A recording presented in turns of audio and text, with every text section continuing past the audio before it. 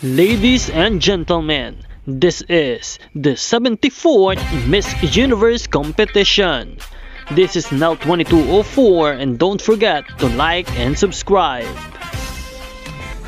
Magandang araw Pilipinas! Live update tayo ngayon mula sa Thailand kung saan nagaganap ang isa sa mga pinakaabangang kaganapan sa Miss Universe 2025, ang Universe Ceremony na ginaganap mismo sa MGI Hall.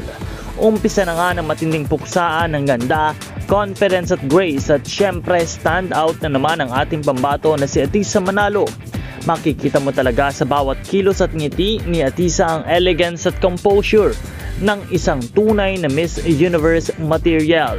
Suot ang kanyang white gown na napakalinis tingnan, litaw na litaw ang kanyang natural na ganda at classy aura.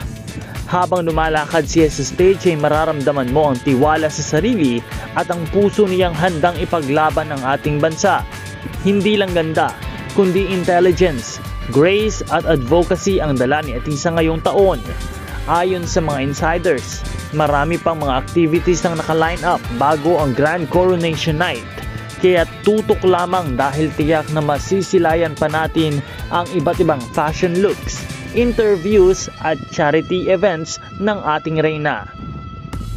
Kaya mga kababayan, ipakita na natin ang ating buong suporta kay Atisa Manalo, ang ating Miss Philippines sa Miss Universe 2025. I-comment sa baba kung gaano ka rin ka-proud sa kanya at huwag kalimutan na i-like, share at mag-subscribe para updated sa lahat ng Miss Universe happenings. Maraming salamat sa panonood.